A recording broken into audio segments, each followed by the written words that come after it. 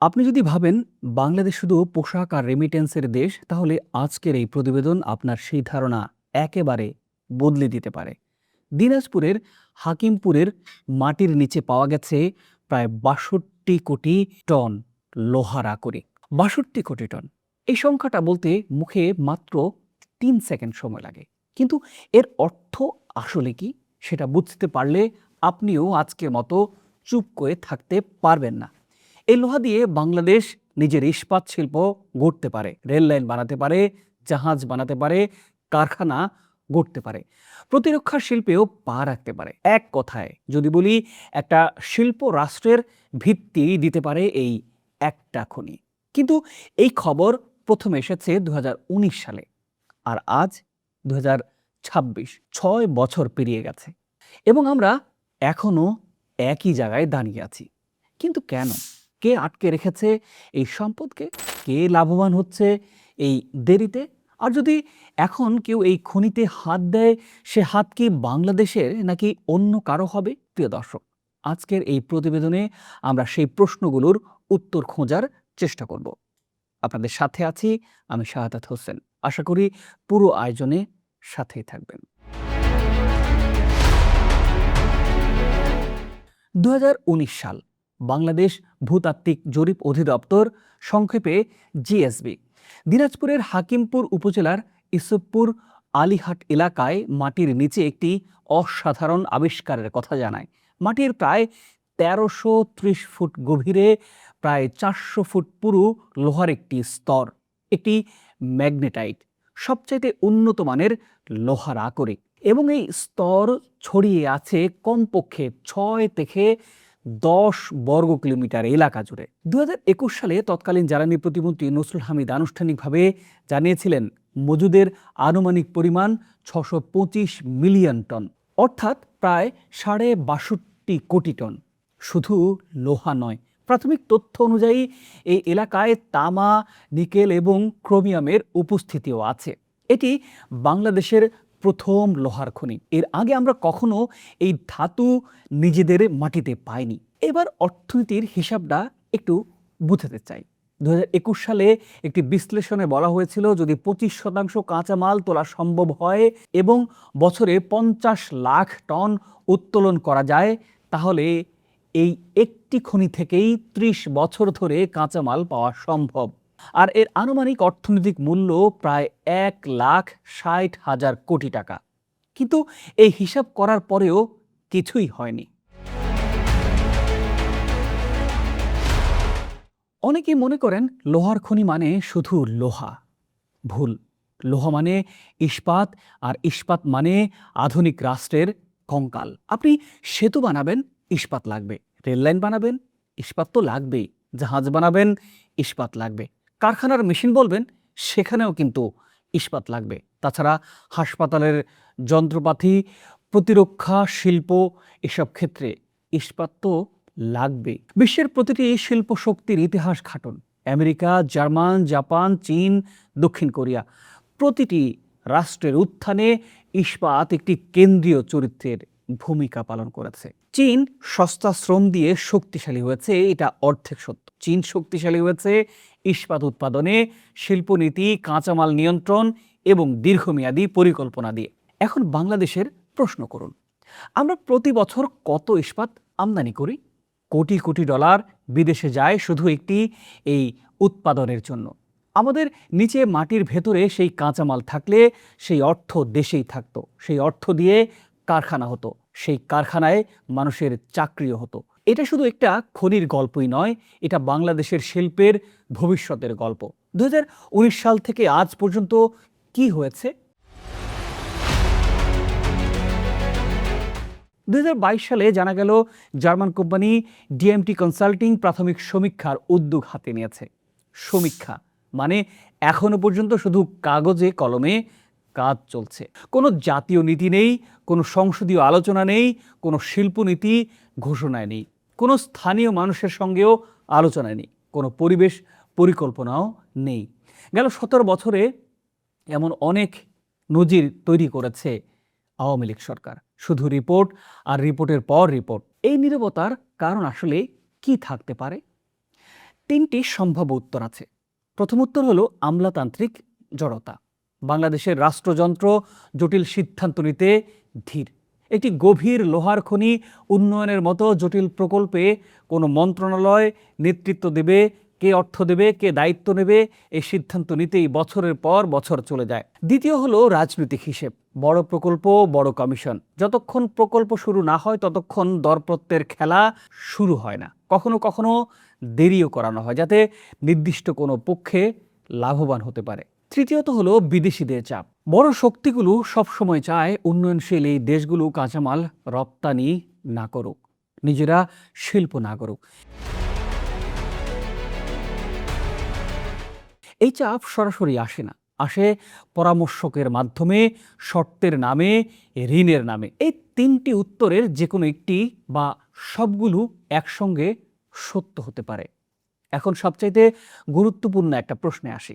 ধরুন কাল থেকে হাকিমপুরে খনন কাজ শুরু হলো, কিন্তু কে করবে? বাংলাদেশের নিজস্ব গভীর খনি উন্নয়নের প্রযুক্তি নেই, এটা সত্য।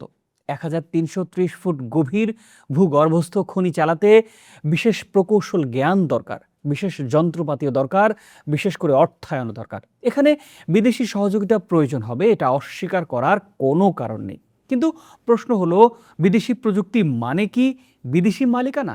ইতিহাস বলছে দুটো সম্পূর্ণ আলাদা জিনিস। বতসোয়ানা হীরার খনিতে বিদেশি প্রযুক্তি নিয়েছে, কিন্তু সরকারি নিয়ন্ত্রণ ছেড়ে দেয়নি। আজ সে দেশের মাথাপিছু আয় আফ্রিকার শীর্ষে। চিলি তামার খনিতে বিদেশি বিনিয়োগ নিয়েছে, কিন্তু জাতীয় কোম্পানির মাধ্যমে নিয়ন্ত্রণ রেখেছে। বিপরীতে নাইজেরিয়া তেল পেয়েছিল, বিদেশি কোম্পানিকে দিয়েছিল। আজ নাইজেরিয়া তেলের উপর বসে থেকেও তারা দরিদ্র একটা দেশ। এখানে পার্থক্য একটাই, আসলে চুক্তিটা কে লিখেছে?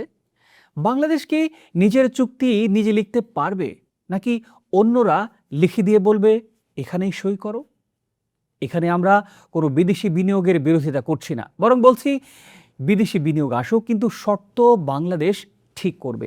এটি জাতীয় স্বার্থ সম্পদ চুক্তিতে কমপক্ষে যেগুলো থাকতে হবে তা হলো রাষ্ট্রের সংখ্যাগরিষ্ঠ মালিকানা বা নিয়ন্ত্রণ, মুনাফার সিংহভাগ দেশেই থাকতে হবে। দ্বিতীয়ত, প্রযুক্তি হস্তান্তরের বাধ্যতামূলক ব্যবস্থা। বিদেশি কোম্পানি আসবে, শেখাবে এবং তারা চলে যাবে। বাংলাদেশি প্রকৌশলীরা সেই জ্ঞান ধরে রাখবে। তৃতীয়ত, প্রক্রিয়াজাতকরণ দেশি হবে। কাঁচা আকরিক রপ্তানি নয়, বাংলাদেশে ইস্পাত তৈরি হবে, সেই ইস্পাত রপ্তানি হবে দেশের বাইরে। স্থানীয় কর্মসংস্থানের নিশ্চিত কোটা থাকতে হবে। দিনাজপুরের মানুষ এই খনিতে কাজ পাবে। স্বাধীন পরিবেশে সমীক্ষা, যে কোম্পানি লাভ পাবে সে কোম্পানি পরিবেশ মূল্যায়ন করতে পারবে না। চুক্তি সংসদে প্রকাশ করতে হবে, জনগণের জানার অধিকার আছে। দুর্নীতি বিরোধী ও স্পষ্ট ধারা এবং চুক্তি বাতিলের অধিকারও রাখতে হবে। আর এই 7টি শর্ত যদি মানা হয়, বিদেশি প্রযুক্তি হবে বাংলাদেশের শক্তি। আর যদি না মানা হয়, বিদেশি বিনিয়োগ হবে নতুন উপনিবেশের হাতিয়ার। প্রিয় দর্শক, একটা দৃশ্য কল্পনা করতে পারেন। দিনাজপুরের ভোর, কুয়াশায় ঢাকা একটা মাঠ, একজন কৃষক মাটিতে দাঁড়িয়ে আছেন। সে জানে না তার পায়ের নিচে কত কোটি টন লোহা আছে। সে জানে আজ আলুর দাম কত, ধানের খরচ কত, ছেলের পড়ার ফি কত হবে, বিদেশ যাওয়ার দালাল কত টাকা চাইছে। তার মাটির নিচে যদি সত্যি 62 কোটি টন লোহা থাকে, তাহলে সেই সম্পদ তার জীবনে কি পরিবর্তন আনবে? উত্তরটা নির্ভর করবে রাষ্ট্র কতটা সৎ, নীতি কতটা স্পষ্ট, চুক্তি কতটা স্বচ্ছ এবং এই কৃষককে অংশীদার করা হবে কিনা। ইতিহাসের শিক্ষা বলছে, সম্পদ নিজেই ভাগ্য বদলায় না, সম্পদ বদলায় রাজনৈতিক সিদ্ধান্তে। বাংলাদেশ এর আগেও সম্পদ পেয়েছে, গ্যাস পেয়েছিল, কিন্তু গ্যাসের উপর শিল্প গড়ে তুলতে পারেনি। বারবার জ্বালানি সংকটে পড়েছে। কয়লা পেয়েছিল বড় পুকুরিয়ায়, সেই কয়লা নিয়ে দশক ধরে বিতর্ক চলেছে। উৎপাদন হয়েছে, কিন্তু যতটুকু হওয়ার কথা ছিল তার ধারে কাছেও নেই। সমুদ্র সীমা জিতেছি 2012 সালে ভারতের বিরুদ্ধে, 2014 সালে মিয়ানমারের বিরুদ্ধে। কিন্তু ব্লু ইকোনমিক ভাষণ যত বড়, বাস্তব অগ্রগতি ততটাই ধীর। মানব সম্পদ পেয়েছি, কিন্তু কোটি কোটি মানুষ বিদেশে গিয়ে শ্রম বিক্রি করে, আর আমরা রেমিটেন্সকে সাফল্য বলে উদযাপন করি। এই প্যাটার্নটা বুঝতে হবে। আমরা সম্পদ আবিষ্কারের জাতি হয়েছে, কিন্তু সম্পদ ব্যবস্থাপনার জাতি হতে পারিনি আমরা। দিনাজপুরের লোহা কি সেই প্যাটার্ন ভাঙতে পারবে, নাকি আরও একটি হতাশার অধ্যায় যোগ করবে এই দেশে? প্রিয় দর্শক, শেষ প্রশ্নটা তাই খুবই সহজ। দিনাজপুরের লোহা দিয়ে বাংলাদেশ নিজের ইস্পাতের ভবিষ্যৎ গড়বে, নাকি এই লোহা যাবে অন্যের জাহাজে, অন্যের কারখানায়, অন্যের মুনাফায়? আমরা কি কাঁচামালের সেই দেশ হয়েই থাকব, নাকি শিল্প রাষ্ট্র হওয়ার সাহস দেখাবো আমরা? এই প্রশ্নের উত্তর দেওয়ার দায়িত্ব কোনো একজন মানুষের নয়, এটা একটা রাষ্ট্রের সিদ্ধান্ত, একটা জাতির সিদ্ধান্ত। কিন্তু সিদ্ধান্ত নিতে হলে সেটি আগে জানতে হয়। প্রিয় দর্শক, আজকের প্রতিবেদনে সেই জানানোর একটা ছোট্ট চেষ্টা করেছি দিনাজপুরের মাটির নিচে লোহা শুয়ে থাকার গল্প। ইতিহাস অপেক্ষা করছে, প্রশ্ন এখন একটাই, আমরা কি প্রস্তুত? প্রিয় দর্শক, এই প্রতিবেদনটি অবশ্যই শেয়ার করবেন, কারণ এই সম্পদের মালিক আপনি নিজেও। ভালো থাকুন, সুস্থ থাকুন। দেখা হবে পরের বিশ্লেষণে। চ্যানেলটি সাবস্ক্রাইব করে পাশেই থাকুন।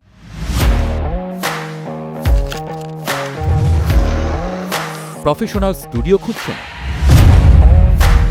ঢাকার প্রাইম লোকেশন নয়াপল্টনে দেশ সমাচার স্টুডিও আপনার কন্টেন্ট প্রোডাকশনের নির্ভরযোগ্য ঠিকানা। এখানে পাবেন 4K ক্যামেরায় মাল্টি অ্যাঙ্গেল রেকর্ডিং, আছে গ্রিন ও ব্ল্যাক স্ক্রিন সেটআপ, উন্নত মানের মাইক্রোফোন ও sound proof voice over booth. আপনার পছন্দ মতো স্টুডিও ডিজাইন করার সুযোগও থাকছে। Hazrat Shahjalal news content, talk show, interview বা পডকাস্ট, যা কিছুই করেন এখানে পাবেন প্রফেশনাল সেটআপ আর ফুল এডিটিং সাপোর্ট। আপনার চাহিদা অনুযায়ী বুক করতে পারেন আজই। কল কিংবা হোয়াটসঅ্যাপ করুন এই নাম্বারে 01-720-210657। ভিজিট করুন আমাদের ওয়েবসাইট ও ফেসবুক পেজ।